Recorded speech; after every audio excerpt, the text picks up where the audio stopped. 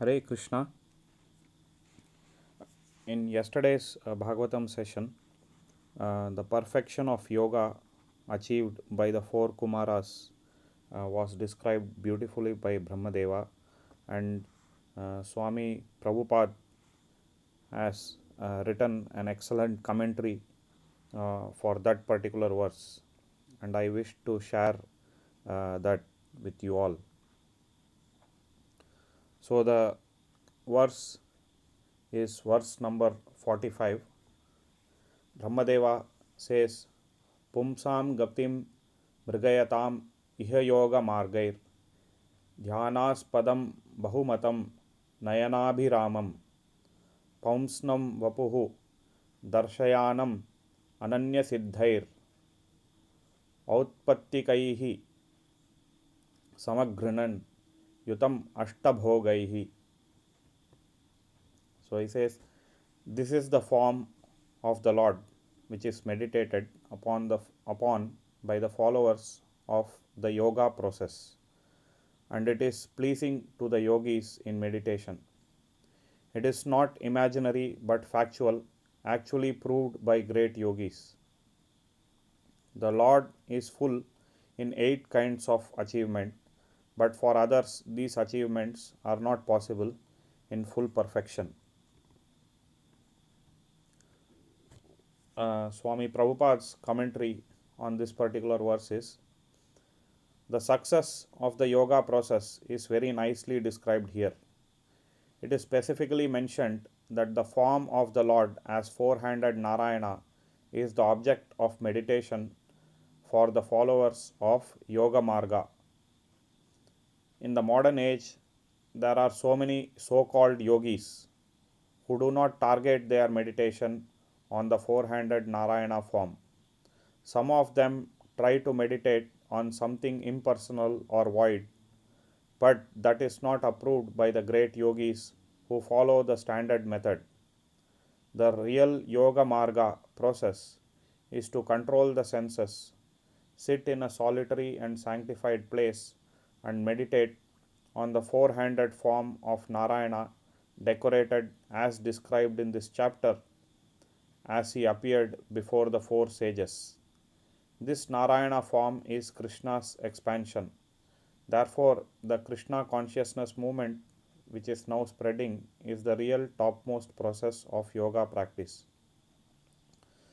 So, this meditation on the four-handed Narayana form is what Sri Shukadeva Goswami recommended to Parikshit at the beginning of the second canto. In the first chapter, he specifically mentions how one should meditate, starting from the feet of the Lord all the way to the head, slowly progressing in devotional meditation. So Prabhupada continues, Krishna consciousness is the highest yoga performance by trained devotional yogis.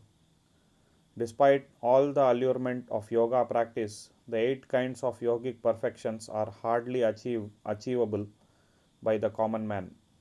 But here it is described that the Lord who appeared before the four sages is himself full of all 8 of these perfections.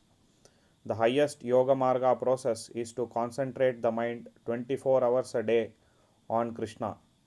This is called Krishna consciousness.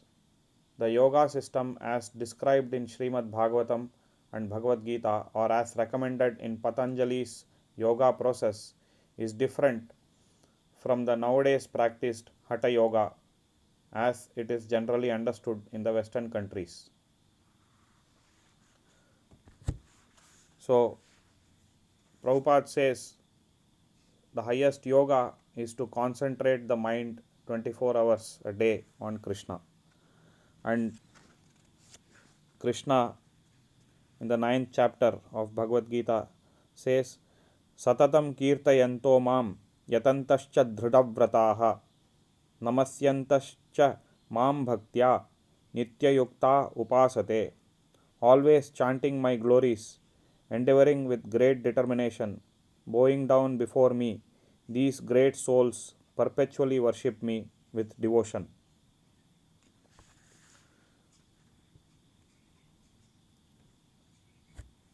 Prabhupada continues, real yoga practice is to control the senses, and after such control is established, to concentrate the mind on the Narayana form of Krishna. Lord Krishna is the original personality of Godhead, and all other Vishnu forms with four hands decorated with conch, lotus, club, and wheel are plenary expansions of Krishna. In Bhagavad Gita, it is recommended that one meditate upon the form of the Lord. To practice concentration of the mind, one has to sit with the head and the back in a straight line, and one must practice in a secluded place sanctified by a sacred atmosphere. The yogi should observe the rules and regulations of brahmacharya to strictly live a life of self restraint and celibacy. One cannot practice yoga in a congested city, living a life of extravagancy, including unrestricted sex indulgence and adultery of the tongue. Yoga practice necessitates controlling the senses, and the beginning of sense control is to control the tongue. One who can control the tongue can also have control over the other senses. One cannot allow the tongue to take all kinds of forbidden food and drink and at the same time advance in the practice of yoga. It is very regrettable fact that many unauthorized so-called yogis come to the western countries and exploit people's inclination towards yoga practice. Such unauthorized yogis even dare to say publicly that one can indulge in the habit of drinking and at the same time practice meditation. 5000 years ago, Lord Krishna recommended yoga practice to Arjuna, but Arjuna frankly expressed his inability to follow the stringent rules and regulations of the yoga system. So, Swami Prabhupada is talking about Krishna's knowledge of yoga, dhyana yoga, that he gives to Arjuna in the 6th chapter. There, after Krishna describes how the yogi should meditate, sitting in a sitting in a recursive in a sacred place and meditating continuously, this is the reply that Arjuna gives. यो अयम योगस्त्वया प्रोक्तः साम्येन मधुसूदन एतस्याहं न पश्यामि चंचलत्वात् स्थितिं स्थिराम. Arjuna said, O Madhusudana, the system of yoga which you have summarized appears impractical and unendurable to me, for the mind is restless and unsteady. Chanchalam hi manah Krishna pramati balavadridam tasyaham nirgaham manye vayor iva sudushkaram. The mind is restless, turbulent, obstinate, and very strong. O Krishna, and to subdue it, I think, is more difficult than controlling the wind. So, 5000 years ago, when Krishna recommended yoga practice to Arjuna, Arjuna expressed his inability. So, Prabhupada continues, one should be very practical in every field of activity and should not waste his valuable time in practicing useless gymnastic feats in the name of yoga. Real yoga is to search out the four-handed super soul within one's heart and see him perpetually in meditation. Such continued meditation is called samadhi, and the object of this meditation is the four-handed Narayana with bodily decorations as described in this chapter of Srimad Bhagavatam. If, however, one wants to meditate upon something void or impersonal, it will take a very long time before he achieves success in yoga practice. We cannot concentrate our mind on something void or impersonal. Real yoga is to fix the mind on the form of the Lord, the four-handed Narayana, who is sitting in everyone's heart. So, Krishna says in the Gita with respect to that, सर्वस्य चाहं हृदि सन्निविष्टो मत्तः स्मृतिर्ज्ञानम् अपोहनं च वेदैश्च सर्वैर् अहमेव वेद्यो वेदान्तकृत् वेदवित् एव चाहम्. I am seated in everyone's heart, and from me come remembrance, knowledge, and forgetfulness. By all the Vedas I am to be known.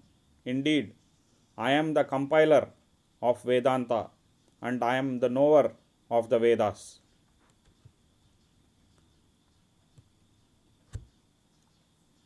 So, Prabhupada continues. By meditating, one can understand that God is seated within one's heart. Even if one does not know it, God is seated within the heart of everyone. Not only is He seated in the heart of the human being, but He is also within the hearts of cats and dogs. Bhagavad Gita certifies this fact by the declaration of the Lord, Ishwarah Sarvabhutanam Hriddeshe Arjunah Tishtati. The Ishvara, the supreme controller of the world, is seated in the heart of everyone. Not only is He in everyone's heart, but He is also present within the atom. No place is vacant or devoid of the presence of the Lord. That is the statement of Ishopanishad. So in Ishopanishad, the first verse itself says, Ishavasyam idam sarvam yat kincha jagatyam jagad tena tyaktena bhunjita magridah kasyasvid dhanam. Everything animate or inanimate that is within the universe is controlled and owned by the Lord. One should therefore accept only those things necessary for himself which are set aside as his quota, and one should not accept other things, knowing well to whom they belong.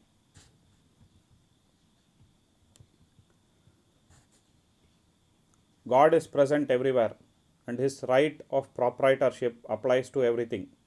The feature of the Lord by which He is present everywhere is called Paramatma. Atma means the individual soul, and Paramatma means the individual super soul. Both Atma and Paramatma are individual persons. The difference between Atma and Paramatma is that the Atma or the soul is present only in a particular body, whereas Paramatma is present everywhere. In this connection, the example of the sun is very nice. An individual person may be situated in one place, but the sun, even though a similar individual entity, is present on the head of every individual person. In Bhagavad Gita, this is explained. Therefore, even though the qualities of all entities, including the Lord, are equal, the super soul is different from the individual soul by quantitative power of expansion. The Lord or the super soul can expand himself into millions of different forms, whereas the individual soul cannot do so.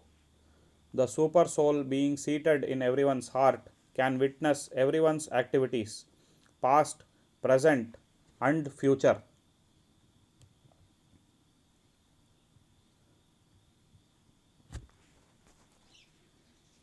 In the Upanishads, the super soul is described as being seated with the individual soul as friend and witness. As a friend, the Lord is always anxious to get back his friend, the individual soul, and bring him back home, back to Godhead. As a witness, he is the bestower of all benedictions, and he endows each individual with the result of his actions. The super soul gives the individual soul all facilities to achieve whatever he desires to enjoy in this material world.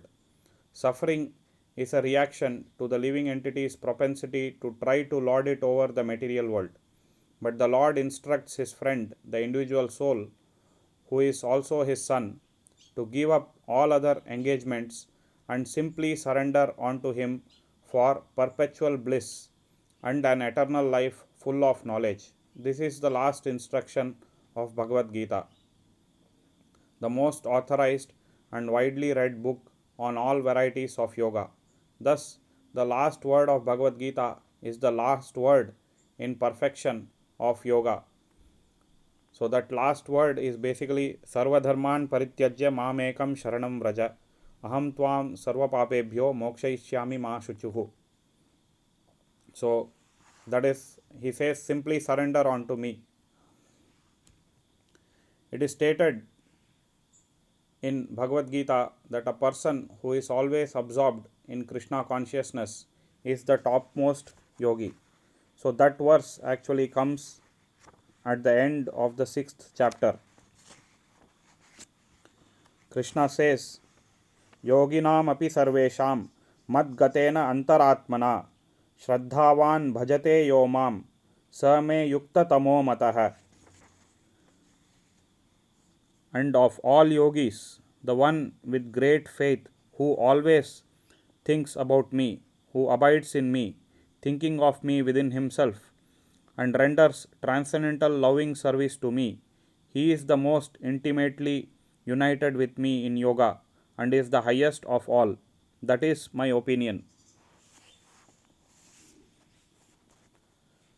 Prabhupada continues, what is Krishna consciousness?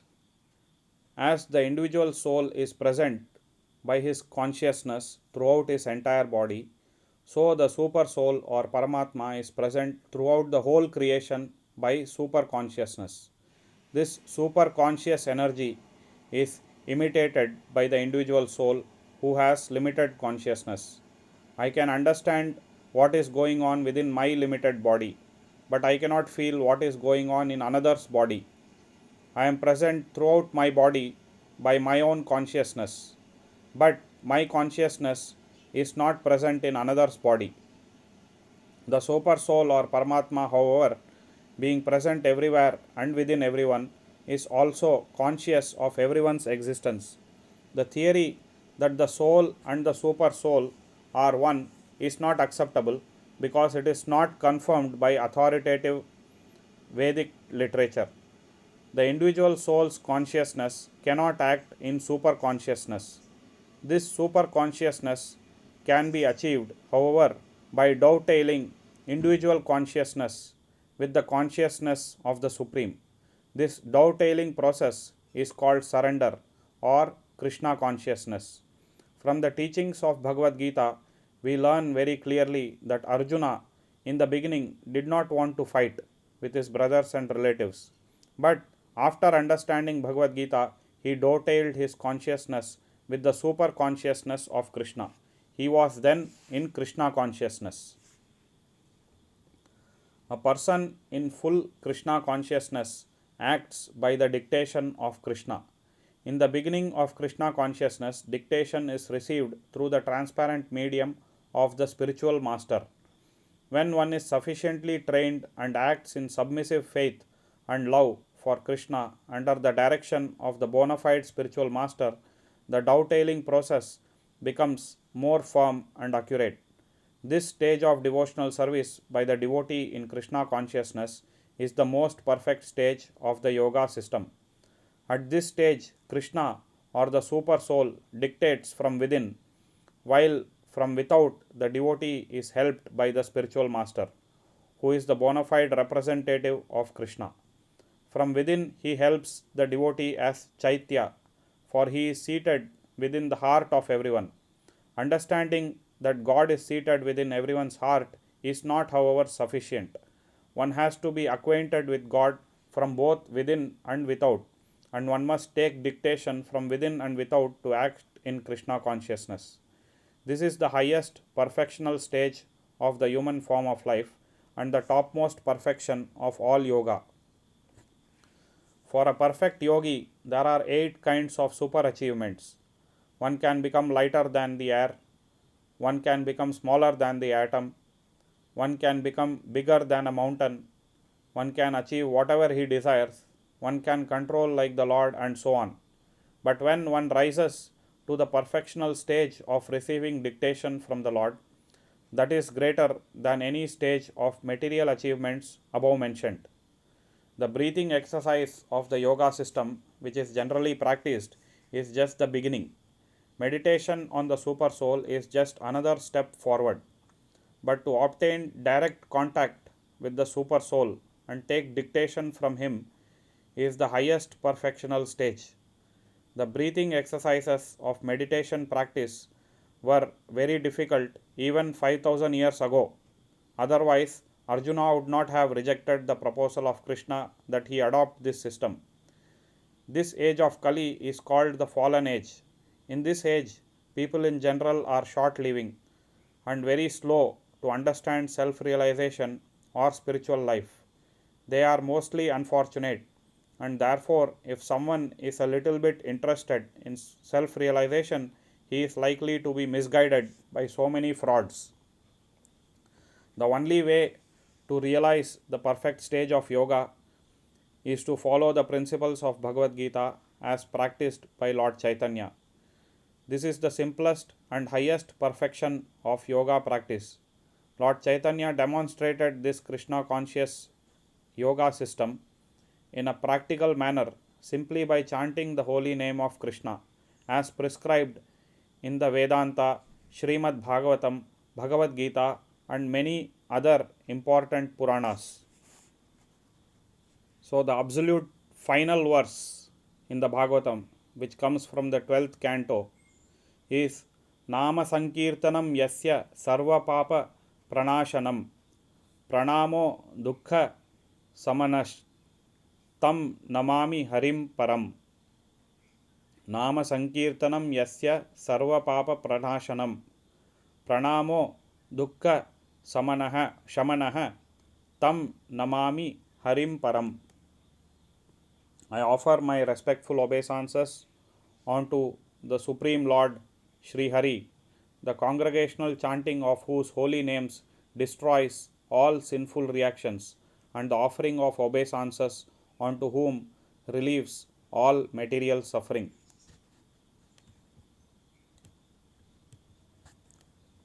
Swami Prabhupada continues, the largest number of Indians follow this yoga process, and in the United States, it is generally spreading in many countries, gradually spreading in many countries. It is very easy and practical for this age, especially for those who are serious about success in yoga. No other process of yoga can be successful in this age.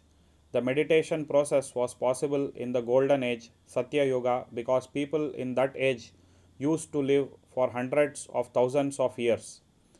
If one wants success in practical yoga practice, it is advised that he take to this chanting of Hare Krishna, Krishna Krishna, Hare Hare, Hare Rama, Rama Rama, Hare Hare, and he will actually feel himself making progress.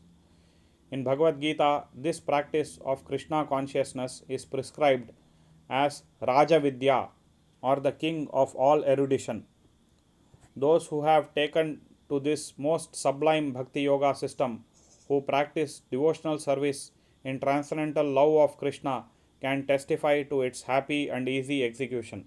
The four sages, Sanaka, Sanatana, Sanandana, and Sanat Kumara, also became attracted by the features of the Lord and the transcendental aroma of the dust of his lotus feet, as already described in verse 43.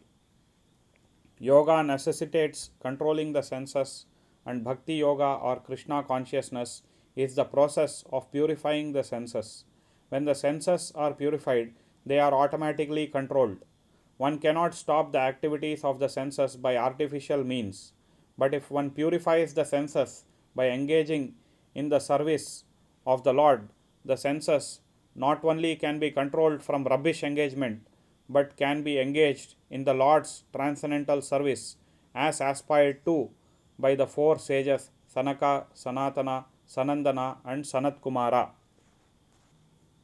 So Sri Krishna in the Gita says, Vishaya vinivartante niraharasya dehinah rasovarjam rasoapi asya param drishtva nivartate. Though the embodied soul may be restricted from sense enjoyment, the taste for sense objects remains. But ceasing such engagements by experiencing a higher taste, param drishtva, he is fixed in consciousness. So, the senses cannot remain from enjoying the sense objects. But once their engagements is fixed in a higher perfectional stage, which is param drishtva, service towards God or thinking about God, then the senses achieve perfection. So that is what Swami Prabhupada is saying. If one purifies the senses by engaging in the service of the Lord, the senses not only can be controlled from rubbish engagement, but can be engaged in the Lord's transcendental service, as aspired to by the four sages Sanaka, Sanatana, Sanandana, and Sanat Kumara. Krishna consciousness is not therefore a manufactured concoction of the speculative mind. It is the process enjoined in Bhagavad Gita. In the Gita, Krishna says, Manmanabhava madbhakto madhyaji mam namaskuru mam evaishyasi yuktvaivam atmanam matparayanaha. Engage your mind always in thinking of me.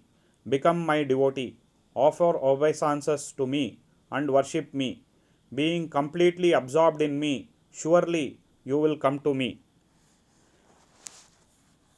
That is the explanation of this one verse from Srimad Bhagavatam. I hope this has been useful to all of you as it has been to me. Hare Krishna, Krishna Krishna, Hare Hare, Hare Rama, Rama Rama, Hare Hare, Hare Krishna, Krishna Krishna, Hare Hare, Hare Rama, Rama Rama, Hare Hare, Hare Krishna, Krishna Krishna, Hare Hare, Hare Rama, Rama Rama, Hare Hare.